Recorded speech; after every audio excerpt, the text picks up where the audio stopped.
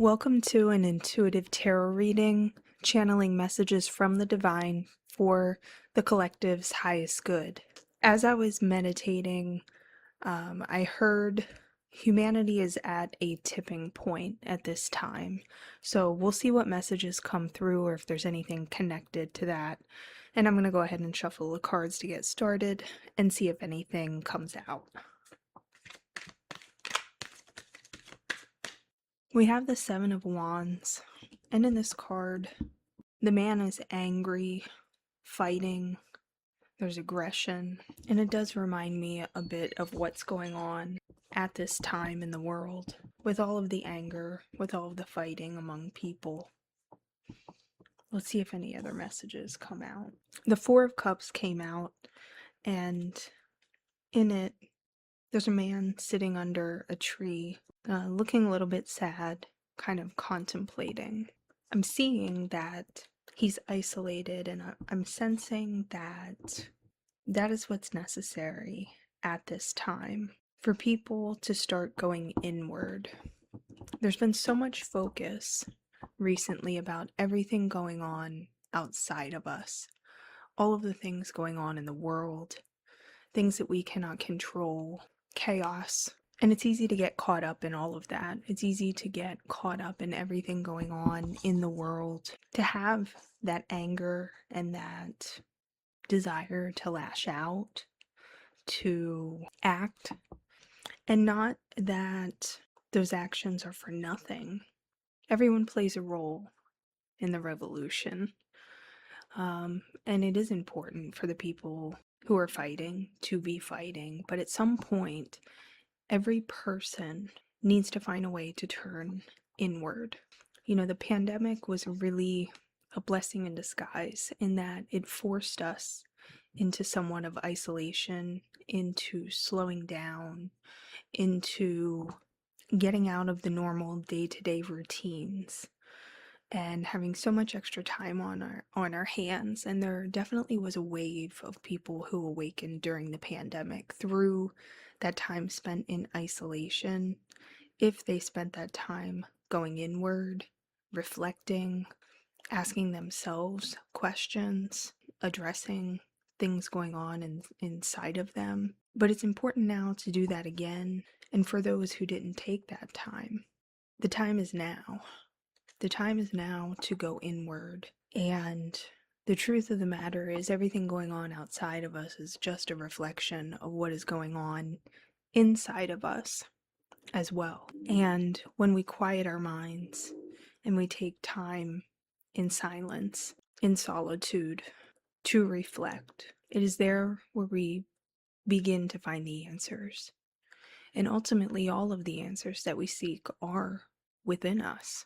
And as one layer at a time, we peel that onion back, we go inward further and further over time, we find more and more answers to the questions that we seek. And we find more and more answers to what is going on around us.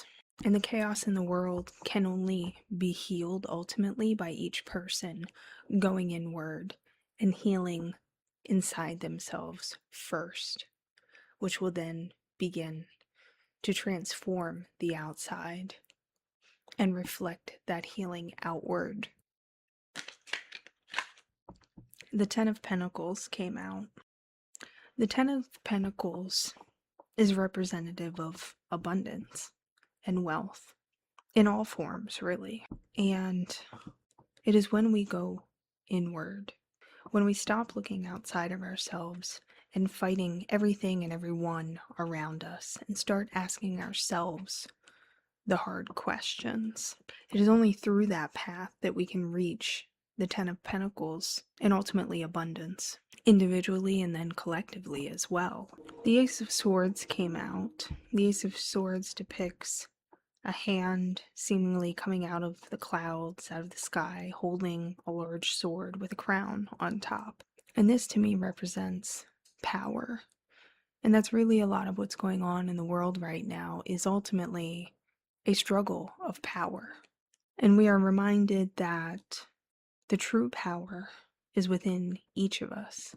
We have the power, each one of us, to heal ourselves and to ultimately free ourselves. And that is the path, is to internally free ourselves, to seek that personal power within through our healing journey, through addressing our past traumas and failures and setbacks and blockages, and through addressing all of those things, through quieting the mind, through practicing detachment, we ultimately free ourselves and access the real power, which is our own personal soul's freedom. And what we're seeing right now, reflected back to us, is distorted power in the world. And somewhere within us, there is a tie to that distortion of power. There is a misperception of what power really is, because external to us right now, power seems like money and control, but that is not real power, because oftentimes those who are in those positions to have money and control are often very tortured within. And the true power that we have is the freedom of our mind and our soul that can only be accessed through a connection with the divine, a connection to our higher self and our soul. And as we each seek to find that power within ourselves and that freedom within ourselves, we will come to realize that power is not control at all. Power is not the ability to control our circumstances or people around us or money.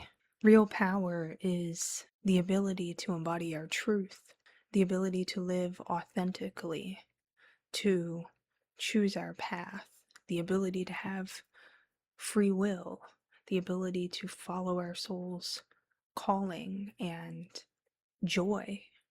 That is real power. Multiple cards came out: the Hanged Man, the Nine of Swords, and the Emperor. The Hanged Man is giving me this feeling of being stuck, leading to the Ten of Swords, which feels like defeat. And it's easy to look around us right now and feel those feelings of defeat or fear. But it's important to remember that the path to freedom is not through fear. The path to freedom is through love. There is ultimately only love and fear. Every emotion that we experience is a stem of either love or fear.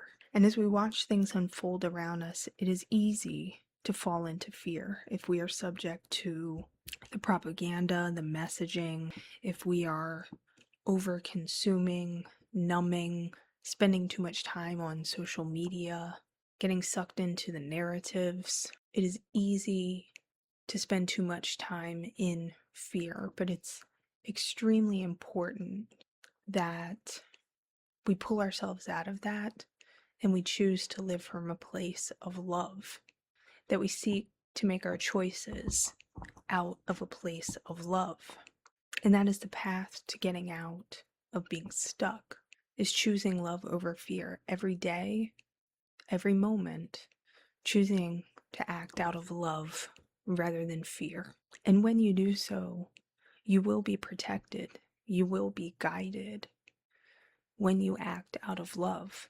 That is always the right choice. If you're ever at a point where you have to make a decision, or even for small choices, just know that the right choice is always the choice that you make that comes from a place of love rather than fear. And that's not to be confused with doing things that scare you, because that's something different. Sometimes the right choice is to do the courageous thing, the thing that gives you a little bit of anxiety, like, for example, moving to a new city or taking a leap of faith. Of course, that's going to scare you a little bit.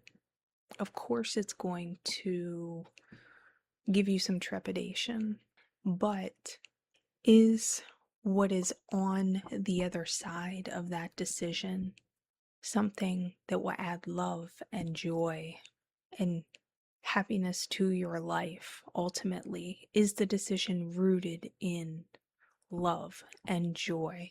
And I know that can seem confusing, but anytime that you're choosing something to do something from a place of wanting to grow, a place of wanting to be better, many times it will be a little bit scary. But ultimately, your choice is from a place of love, from a place of wanting to grow and be better. And that is out of love, not fear. And I know that that may seem confusing, so I'm sorry if I didn't explain that too well. But ultimately, again, choosing to act out of love gets us out of this point of feeling stuck.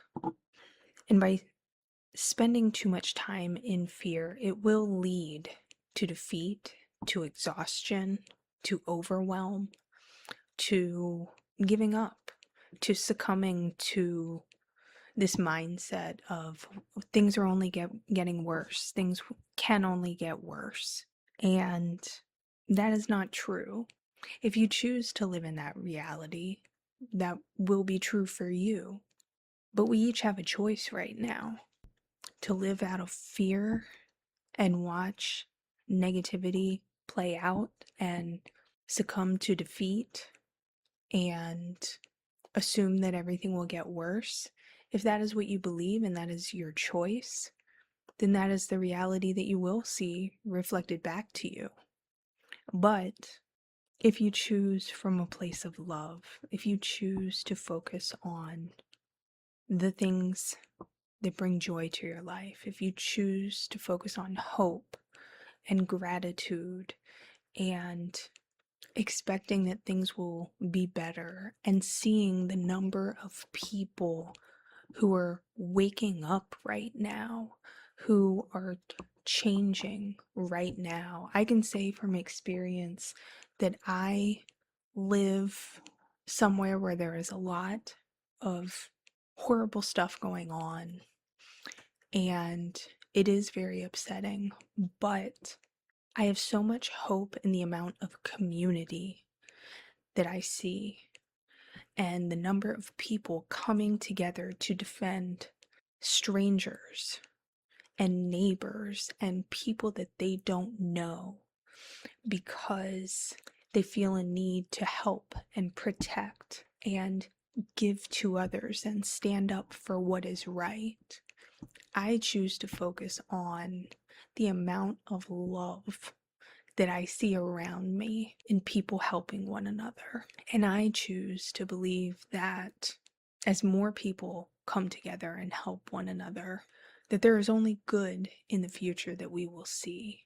Because as people make these decisions to do the right thing, to act out of humanity and love, to take care of one another, there is an overwhelming coming together and a shift. And there it is, what I heard in my meditation. Humanity is at a tipping point.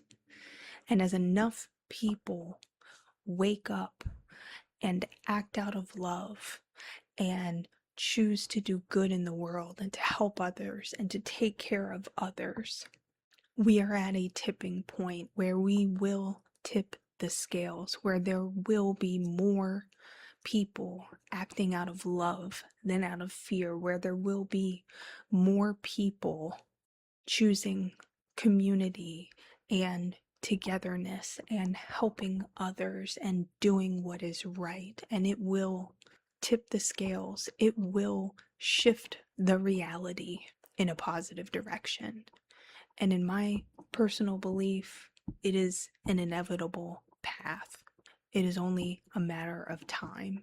So I choose to find hope and belief that that is the path that we are on, and that is the path that we will continue on. It's like a snowball rolling down a hill, picking up speed, the number of people who are waking up.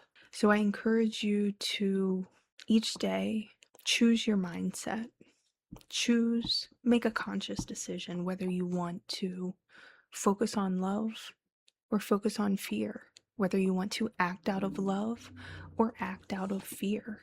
And at times when you find yourself in a position of being stuck or overwhelmed or consumed with what's going on, remember to take that time in solitude and in quiet, in silence, to go inward. Go inward. Continue to make that part of your journey or regular practice, to take the time to go inward, to connect with yourself, to do the inner work, to ask yourself the questions. And each day, keep choosing love. That's all I have for you today. Thank you for listening. Blessings and love.